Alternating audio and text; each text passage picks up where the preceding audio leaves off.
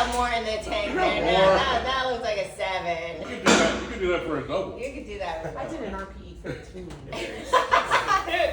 That was about an 11 out of 10 at least. I broke the knob off of that one. The one that you posted online. Yeah.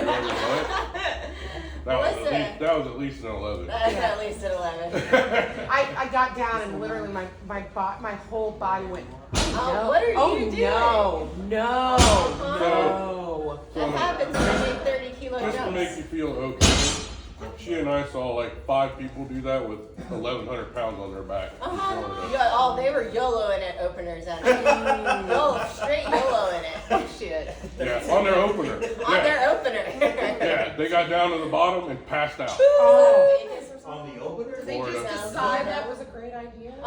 Their coach. Delusion, yeah. That's delusion. It'll be there on me day. It'll be there on me day. I skipped a few steps. That was bad. Yeah, that'll happen. We live and we learn from those moments. We do.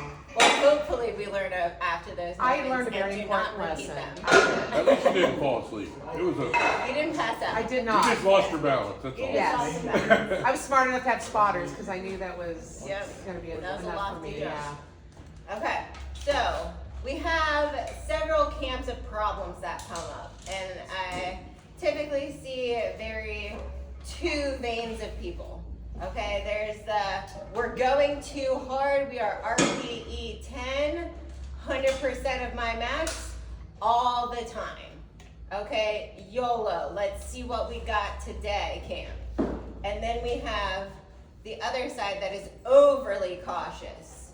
They tend to analyze their RPE, and they're just worried about overtraining.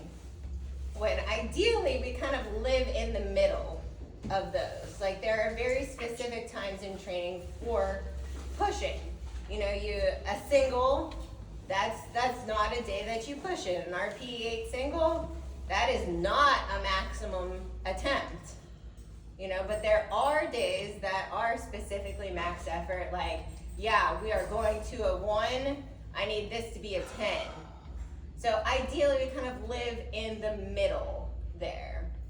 And usually a lot of times it's just misuse of terminology is why that happens. Sometimes a little touch of ego in there gets in there, you know, but it all kind of like comes back to ideally like learning your body and what you can do on a day-to-day basis.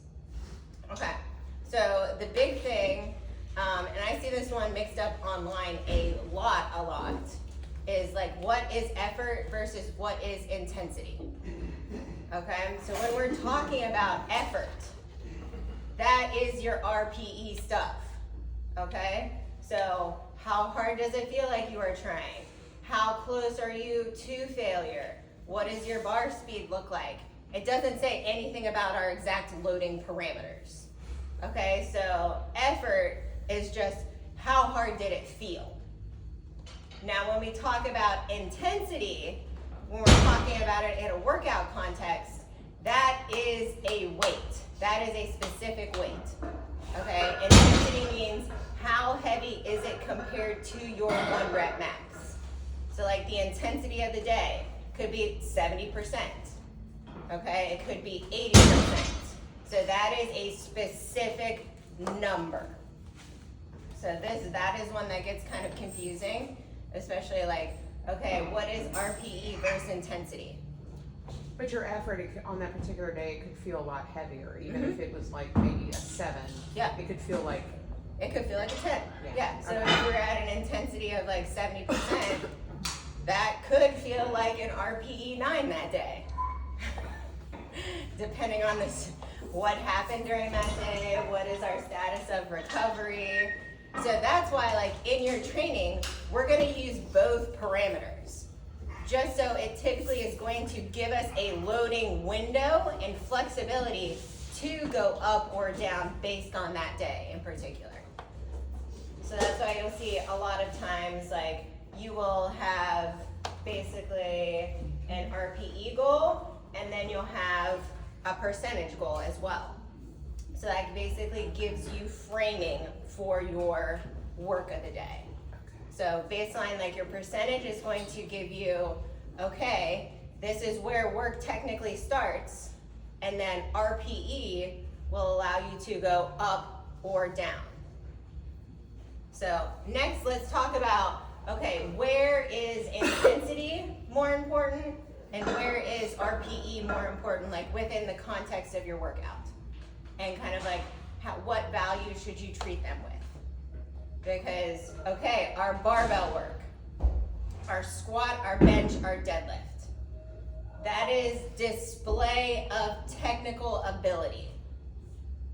So while our intensity is high here, our RPE is typically most of the time moderate. You know, it's typically going to be around that 8. You know, most of our strength is going to be built within like that 70 to 85% range. We can breach up into 90s. But this is just practice and display of technical ability under a reasonable load. Okay? So the most important thing that you can think of for your specific barbell training is, okay, I need this to be heavy enough. It doesn't have to be super, super maximal all the time, because we are working on building and developing strength and neurological connection for that movement, because we have so much more going on. Like the squat. Have you ever felt like your legs just got tired in a squat and they were your limiting factor? Nope. No. Usually it's more balance in what your midsection is doing. So it ends up being like your whole body or a portion of your body, and overall balance ends up being your actual like limiting factor in the squat. So that's where, especially like in terms of our barbell movements, intensity or how close we are to our 1 rep max is going to be like the most important thing. And basically over time, if we can push up the volume, or basically how many reps, how many sets we are able to do between like 70 and 90%, we are going to get stronger. Now I like to give you some guidelines in RPE to be like, okay, if you're feeling good, you know, if that percentage feels good, cool, you have free reign to go up a little bit based on bar speed. Now, once we get past that main movement of the day, that's when effort becomes king. Number one, because you probably don't know what a 1 rep max leg extension is, or a 1 rep max leg press. Like there's not a ton of value in doing that. So we're not gonna calculate percentages for your leg press work. But so that's where effort becomes king. And that's where we are working at those RPE 8 to 10s. That's where we are getting close to failure. Now, every set doesn't have to be all out, grueling, whole body failure. When we're talking about our accessory work, we want to get to specific muscular failure. Okay, so if we're doing a leg extension, well, we'll go leg press. So if we are going to close to failure with a leg press, and we're doing like a closer stance, more quad bias leg press, we want the quad to feel like it's getting close to failure. We don't want to suddenly change our stance because it got heavier, suddenly make it glute ham oriented, and then start reducing our range of motion. So we want isolated muscle failure or close to it. Typically your most effective reps are the 5 before failure to failure. So we need to be working hard, is what that says. So effort needs to feel hard on accessory work. So those things honestly should feel a lot more grueling, take a lot more out of you than your squat, bench, and deadlift. Okay? So if the squat, bench, and deadlift are feeling too grueling, we are probably putting a little bit too much there, and we may be taking too much time there, so that we can't push the accessories like we could. Those are fun. I know. I know. That's the thing we compete in, and that's the thing we want to get really, really good at, and that's like the fun thing. There's the I know. carbohydrates. The accessories are The accessories, that's where you make your money. the overflowing plate of protein. Yeah, the accessories are where you make your money. You know, you're working on deficiencies side to side. You're working on better kinesthetic awareness of your musculature and like feeling your body work. You're working on, of course, adding more musculature to your frame. Because, okay, on the barbell, at first we're gonna get really, really better quickly by neurological adaptation. Like your body just learning how to contract its musculature given this object. But over time, that runs out because we get good at the movement. So our only option at that point is to add more muscle to our frame for more contractile effort. So that's why we always got to be pushing our accessory work. So that's where effort is king. And then the other thing we'll talk about is like skill or technical work. This mostly comes up usually in very beginner training, of course, because you're just learning how to squat, bench, and deadlift. It comes up a lot in weightlifting as well, just because technically it is just a little bit tougher than powerlifting. You do have to throw a barbell up over your head. But all of your skill or technique work when you're trying to learn something, it has lower intensity, lower effort. You're aiming for like a very high quality of rep when you're learning something. Just so you can, walk away feeling good about the task at hand. So you have to keep that in mind, especially like with any new endeavor. If it is truly new, like you going from a wider grip bench press to a closer grip bench press, we're not gonna have to like break it down, start with the bar, because that's reasonably close to things that you've already done. Or if we do like a high bar squat versus a low bar squat, you reasonably know how to do those things. Hi, Sam. So, skill, technique work, yes, that is lower intensity, lower effort. That is true just barbell practice. Okay, do we have any questions about this? I don't know if you're going to cover this, so Okay, I'm go going for to it. the game. You're fine. I struggle in trying to figure out what my warm-ups to my RPE should be. One of the things I got into with that squat is I was rushing and trying not to tire myself out before I got to my top lift. Yeah. So I'm never quite sure how to progress my warm-ups up to my working weight. Yeah, so typically, like a good rule of thumb is, okay, we're going to look at workout beforehand. Okay, so it is a top triple. Let's review past workout where we did a triple. Okay, that's going to give us reasonable goal. And we want to be at least plus or minus 5% of that. That gives us a little window. So from that number, we're then going to take 50% of that. That is our first warm-up. Okay.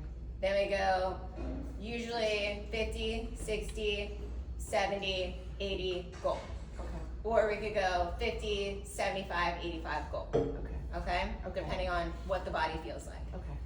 If we are very ready to rock, you may not need as many warm-ups. That's where we would just delete one and go 75, 85 goal. Okay. Okay? If we feel crusty during warm-ups though, that is where we do all warm-ups.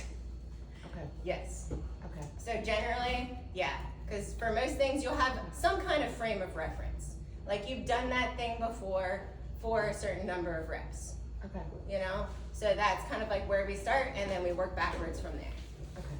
Just so okay, this is a reasonable place to start. Okay. And that typically feels good. Okay. Okay? Do you have any other questions? So for accessories, should we be trying to work closer to max effort or trying to hit the rep range in a reasonable Max effort. Max effort. Max effort. So that means, so if you start off with like a little bit too light of a weight, but you don't necessarily want to do another set, that just means you do more reps and you get close to failure. Okay. Then next set, you add the weight, and then that'll get you in the rep range. Okay. Okay? So the biggest thing is effort there. And even deeper than that, like your reps are a convenient way of tracking things. of course, to tell you you're getting better. But the bigger thing is the amount of time of strain for your body. So generally, we need to be straining for 30 to 60 seconds to get a good training effect. You're trying to get close to failure. Yes. So if you do 15 reps versus 20 reps, as long as we got close to failure, we're good. You know? Because your body doesn't necessarily know, like, oh, I'd move through this many reps with this exact load. Those are just convenient data points for us. Your body knows what mechanical tension is applied to it. That is the big thing. Yeah, so like if you start off week 1, you're a little bit light, you're like, oh, well, I thought this was gonna feel harder. Just take that first set close to failure, move it up, make a note for next week. Then you can start a little bit heavier, and you know that. So that gives you kind of a frame of reference for your next week where is a reasonable place to start. Because that'll happen. You know? Some days I feel like I'm like, that wasn't heavy enough, I'm gonna do another set. So I'll just add another set to my workout. And other days I'm like, no, I don't necessarily want to add sets today. I'm kind of tired, so I'm just going to take this first set all to failure, even though it felt kind of light. Yeah. Okay, so let's go over our RPE chart and what we kind of expect. So this is all tied to effort and how you are feeling your effort is for the day. And this is very commonly used with reps in reserve as well. Okay, so RPE 10. I could not perform more reps or add a smidgen of weight. We are maxed out for the day. That is it. Okay, 9.5. Okay, we probably could add a little bit more load, but we may not necessarily have another rep in the tank. Okay, so in terms of bar speed is starting to slow. And another nice thing to do with RPE and tying it to your effort is get an idea of what your lifts look like at a max effort. How slow do you actually go? What does that look like when you think it's RPE 10? Because everyone will look different. I don't know how many of you guys have seen like Adam Hebert squat. I have seen that dude take 12 to 15 seconds to stand up with a squat. Yeah. Yeah. I have seen him grind out some gnarly squats. Wow. So when we're talking about his like RPE 8, RPE 9, I'm going to expect they're slower than like Blair. Blair tends to be fast until he can't. That's true. Yeah. So like I'm going to expect reasonably his RPE 8 is going to look dramatically different to Adam's RPE 8, knowing that Adam has a shit ton of grind in him. So knowing your personal bar speed is a very useful tool in assessing where your RPE was for the day. When we get into the 8s and 8.5s, it's going to feel hard, okay? But we've probably got 1.5, 2 reps in the tank there. We could reasonably do more. They would get to your RPE 10 if we did them though. Okay, they would start to get nasty. I do expect to see a smidgen amount of bar speed slowing at an 8 towards like the end of your set. The set shouldn't start off super all out grinding though. Okay, when we get to 7, 7.5, you know, we've got about 3 reps left in the tank. I reasonably expect to see no slowing in bar speed over the set. You'll never see anything below a 7 though in terms of training. Those are warm-up weights. You know, where those are just warm-ups. The only time you would see them. I think that 7 is the hardest one to find. 7 is hard, yeah, because it feels like you're leaving a lot on the table. Right. Yeah, Exactly. because bar speed is still really good at a 7. It's so And it's subjective. hard to, it is very subjective because it relies on you In any given day, that all could be it all can be different. Well, that's why it's there. Yeah, that's why it's there. So any given day is different. Any given day it's different. So it allows us to come up, go down, stay the same. You know? So, Some days you feel awesome, some days you don't. yep. This is very, very true. And that's just not how I work. Keep going. I'm not gonna be honest with Yeah, myself. that is where it is awesome. to Self, have, you're weak. Like Weak. training partners that know typically what your bar speed looks like too, to reel you back some days because you're doing something you deem as a warm up, and they're like, well, shit, that looked hard today. That's right. What was that? Okay, we probably, yeah, that looked like a single right there at an 8. Which is why We we all should have probably, we all have to be critical of each other. exactly. Friends aren't friends if they let you squat high or blow your RPE out of the water. You have to be very honest with each other. Or, yeah, we are going to. You get the chance to go to a 9 or 10 and somebody's sandbagging. Sometimes you have to pay it up. You know? If you get that chance, you take it. You guys are pretty good at that one. Yeah, so. You guys are pretty good at that one. You got one more in you. You got one more in you. Yeah. Everybody was like, what's that? Yeah. So your RPE, that is highly subjective because that literally tells you nothing about what weight that you have on the bar. That is a personal feeling. Okay? That is not tied to what load you are lifting. So like your RPE 8 isn't a static load. 80% is a static load in terms of intensity, but RPE 8 could be a different number every time you do it. Is the bigger thing to wrap your brain around. Effort and given intensity are two total separate things. So you're really trying to base it on that, because I'm probably in that latter category You are. where I get really, Yeah, you think about it too hard. I look at the numbers and I I try to always see, am I Yes, progressing yes, from the yes. last time? Yes. But what you're saying is it seems more like, here's today, these are the Mhm. goals. Yes. Here's how you're feeling, here's the effort, let's put weight on the bar and Correct. just see where it lays, even if it's not necessarily, Your best ever. yeah, or where you were Where you were. previously. Correct. Yes, it is entirely So dependent what on you that do day. with all It you're is. looking at is the numbers, and you're It good at is. that. It is, because, yeah, I just gotten real discouraged about my squat. Yeah. And I feel like that maybe just trying to focus on the day-to-day. The day-to-day. will help me. The day-to-day is the king. Okay. The day-to-day is the king. Yes, because, yeah, RPE just gives you how you should be feeling for the day. What should we be feeling? Should this feel hard? Should this feel heavy? What should I be doing? And then your percentage work, your intensity tells you an exact number loading is basically how you do it. Yep, and why we tend to overthink that RP is because you're treating it like a math equation when it's not. It's just general awareness of your body, you know? And just being honest with how your body feels and how your bar speed is moving at that particular moment in time.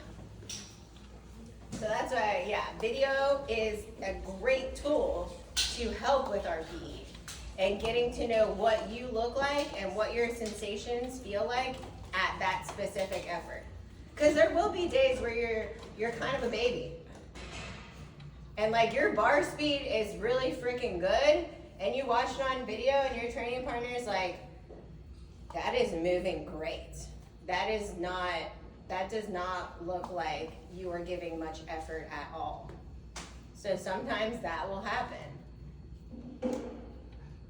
And those are days where you can like, okay, well, let's try just a little bit more. There will be those days. Okay, but yes, we use both of those things in training because, okay, our intensity and our specific percentage work is going to build skill over a percentage range that builds strength. Okay, so we know like our minimum where we're working is typically 70%, unless we have some sort of contrast added to the bar, like a band or a chain, then your percentage work may be lower. Okay, effort is also there because that gives us room to push or pull back. Okay? Effort, especially in our accessory work, that is the big thing that is going to drive adaptation for your body. And you just trying hard. And then we have, our additional RPE work with our barbell stuff to regulate, if we are feeling super, super shitty a day. So we need all of those, to help us coast along. Because sadly, none of us are perfect every day, and we have lives outside of training. Not me. I wish that I could have you guys all live here and be like, okay, these are times that we're eating, you are sleeping this long, you need to do, some low intensity cardio, we gotta, do our mobility work, and then we get to train, and then we get specific craft and chill out time, and then you go to bed again. I think we should just get rid of I'm capitalism. not opposed to that. Seriously. I Because of wish. capitalism. I wish I could just have you guys all in a little freaking bubble and you didn't have any responsibilities or anything happening outside of training, and we had the best, standards coming in every day. Is that cool?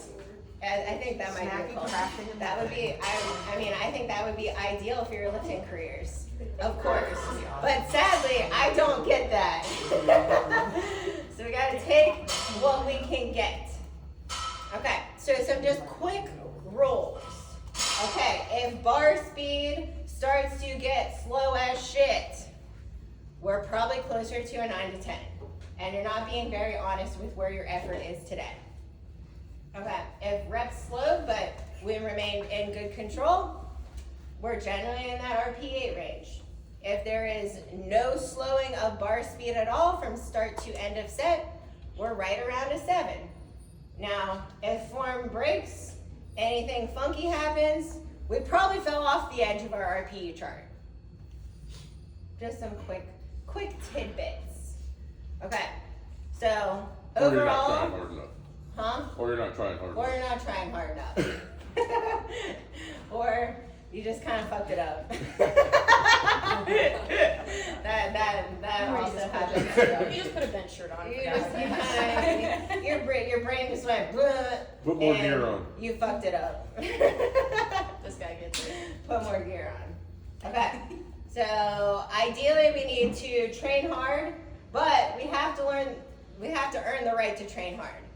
Okay? We can't just come in here with no sleep, no food in our bodies, no training for 2 weeks, and be like, yeah, I'm ready for hard training. No, we're not. Everyday, consistent effort gives you the opportunity to train hard. We push when it's said to do so. We build when we're supposed to be building, and we ideally recover well. We keep all of our other life factors as close to unlock as we can so that we come in and we have the best conditions for our body to lift. No ego lifting, but we don't want to be sandbagging either. I'll call you out on What that. does sandbagging mean? Oh, you're just dragging. Oh, okay. You're over there with your 5-pound Exactly what dumbbells. sandbagging. Just Okay. You're toning. I mean, you're not. You're toning. You're You're not not working hard. You're not Okay. trying. It could be when you're doing the booty machine over there with like 4 plates in case he's like, I can do 5, bring that bitch. And I'm like, Let's go. and then I do, You deadlift a shit ton more than me. You should be able to do more. All right. Okay. That's it. And sometimes you don't even know you're sandbagging, but that's Sometimes you don't know you're sandbagging. That's how they Exactly. call you out. Yep. Exactly. You can put another plate on there. Do your second Okay. set and it's feeling a lot heavier. Actually put extra weight on there. Yeah. Exactly. I feel attacked. We want intelligent aggression, intelligent progression.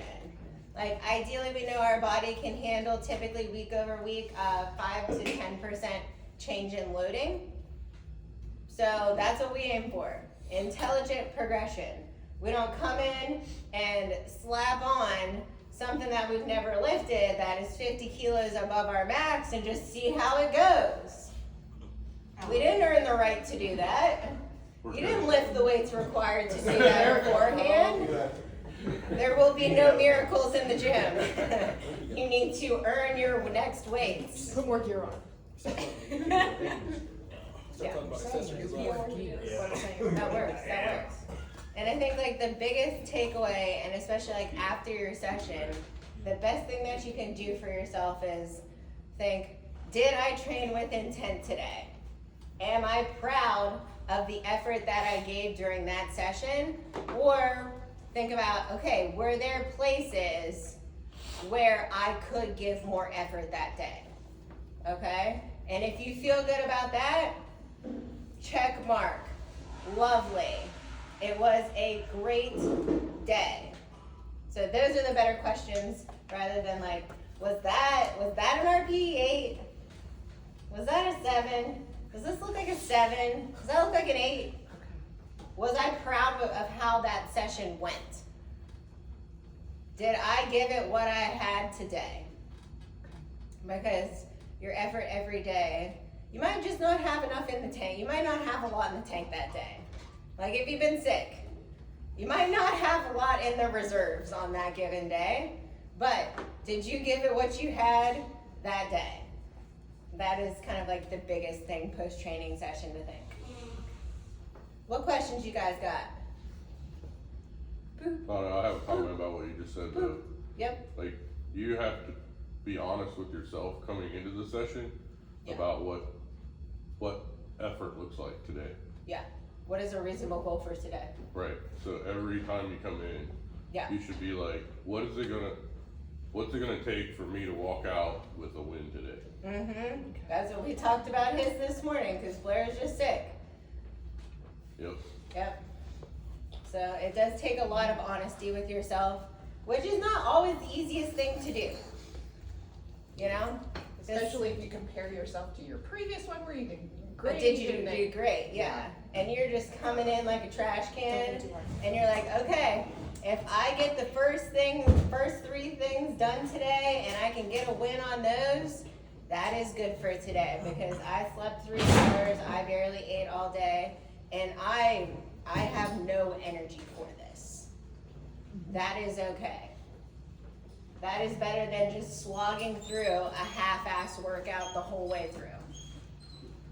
You know? And then you're even deeper in the hole after the end of that like 3-hour session it took you to do all your things. And then you have compromised you getting to bed on time again because it took you twice the amount of time that it took just because you wanted to complete everything. When if you could have just gotten 3 good things done and got it out, you probably would have been better off. You know? So sometimes it does take some radical honesty with yourself, which is not easy. Right. Not easy. What else you guys got? Are we ready to squat? Yes. Yeah. Let's go warm up! Give it break! I think that's more solution for thought. I think that's Sorry. So you need to